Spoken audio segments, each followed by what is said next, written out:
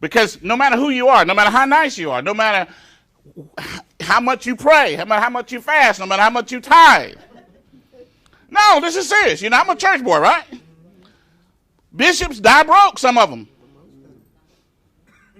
Saints, good, hard praying people, loving people, kind people, nice people, mean people, don't matter. These are financial principles. And inflation affects you no matter how you feel about it. Inflation is always going up. So if you don't have a method to outrun inflation, you're in trouble. So if a person says, I'm just going to work my job, save my money, and become financially independent, it's impossible because of limited income and inflation. Because if you start off, I got a niece, she just finished nursing school, so she got a great job right out of college, okay? I think it's about, 55 or 60, something like that. And so I told her, I said, now, honey, you got one more step. She says, what's that, Uncle? I said, well, it's real simple. I said, when you are 50, if you're making twice as much, you'll be making the same. She's never going to get a pay raise, is she? Is that correct? Because of limited income and inflation. Inflation is always going. You double your money in 25 years, you didn't get a pay raise, did you? Everybody got it? So you got to find a way to make your income grow faster than inflation. And for most people, you can't do that on a job. You're going to have another source of income. Is that correct? Okay. Second reason, taxes. Typical family's going to lose about a third of their income to taxes. Now, when you're talking to people, you got to talk about this. See, you're not going to always get into this detailed stuff when you're doing a meeting in my econ, okay? But when you're doing the meeting after the meeting, when you're on the phone calling your reps at night, you're talking to somebody, and they're, I'm thinking about quitting, I'm just going to do my job. Do you really know what you're saying? You're never going to get a pay raise on your job. Your job's not bad. Your job's a blessing. But you got to understand that you're in a capitalistic society. And in capitalism, these things happen whether you want them to or not. Everybody got it?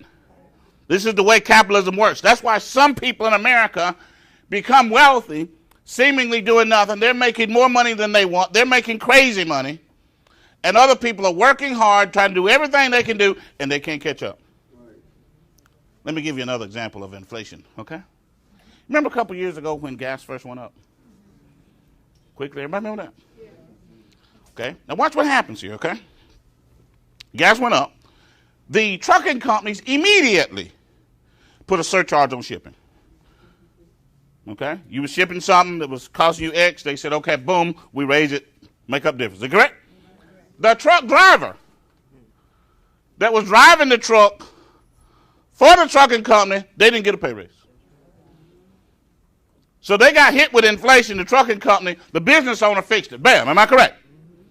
The grocery stores immediately raised the price of the products and services in the store because they paid more shipping to get them there. Am I correct? The grocery store employee didn't get a pay raise. You understand now? That's the way inflation works, isn't it?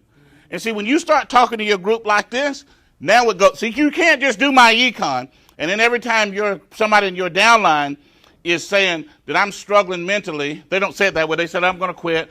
I'm tired. I'm not selling anybody. I don't know if I can get anybody in. That's not a time for you just to go back to that person and say, well, give them a smart butt answer. That's not the answer. You need to give them a legitimate answer, don't you? Something that's real. And then they'll change. Everybody understand? See, that takes caring about a person and also takes knowing how this works, right? Perfect example, when you're talking to a 22-year-old or 24-year-old and you just want them to listen to you. And they're giving you all this stuff about why. And you shut them down because you're like, I'm older, and so I'm going to just shut you down. And you need to listen. But that's not an answer, is it? Give them a real answer. Just like when I told my niece that, because she always listens to me about stuff. She says, well, I don't know about that, Uncle Ivey. It seems like they're gonna pay more. I said, okay. Who you got down there now making $120?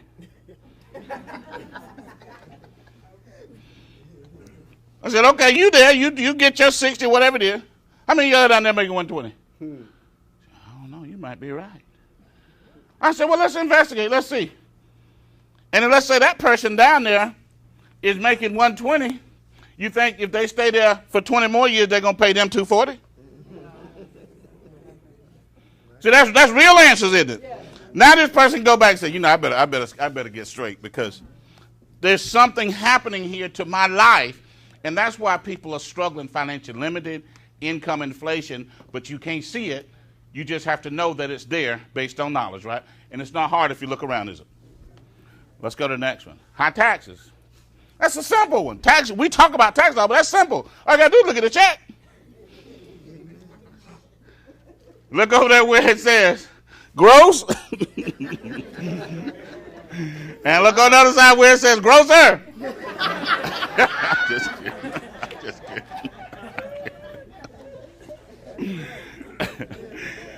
All right, so they're going to take about a third for taxes, aren't they? Did you know most people don't believe they get taxed a third? All right, then you have to say, look at your check, 7.65 for this. You got the state, then you got the feds, right? Next thing is debt. If inflation, if the cost of living is going up, you got limited income, so your income's not keeping up with inflation. Somebody's taking a third of your check for taxes, you're going to end up automatically in debt because you got to live. You got to buy some stuff, and the only way to get it for most people is to get it on a payment system. Is that correct? Okay. And then you're going to pay some interest.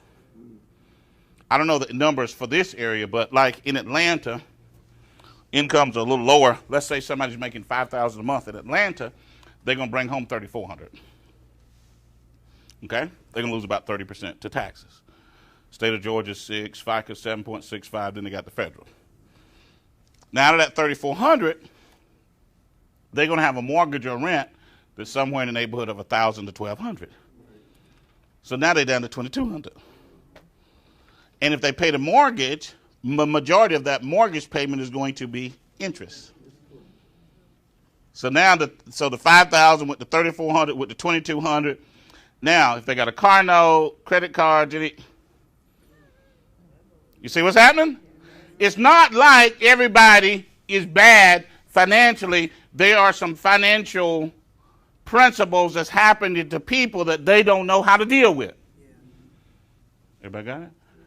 And when you start talking to your group like this and you can show them mathematically what's going on in their lives, you will change them. And the first person you have to change. When you change you can build my econ. But if you don't change you, if you never want to deal with any of this, you can't build my econ. Because you'll still be, see, this is the message of most network marketing companies. There's nothing wrong with network marketing. Network marketing is great. I enjoy it. But here's the reality. The message is it's good, it's wonderful, it's fantastic, it's great. We got the best products, we got the cheapest products, we got the only product to do X and X, and we got Billy Hero Smith that's making $100,000 a minute. That's the message in network marketing, isn't it? And I'm like, well, what's that got to do with me? I'm not Billy. I'm just a little boy from South Georgia that want to be a millionaire. And that message doesn't work because you're trying to appeal to somebody to say, if you get up out your chair and if you can really sell, you can get rich. Problem is, 95% of them can't sell. 95% of them don't want to sell. So they do it 2, 3, 4, 5 months and they quit and it's over. And then they try another one. This is what they say. Well, see, I'm looking for, this one is really the one. There's never the one. It's not the thing. It's you. Businesses don't build people. People build businesses. So we got to work on you, the person. Last thing. 4 obstacles. Limited income inflation, high taxes, high debt. And the last one is less than ideal cash flow management decisions. Now that's a mouthful. And some people in my econ don't want to see it. They're like, well, we don't, that investment stuff. Look, here's what you got to understand. We're supposed to have wealth. We all want some wealth.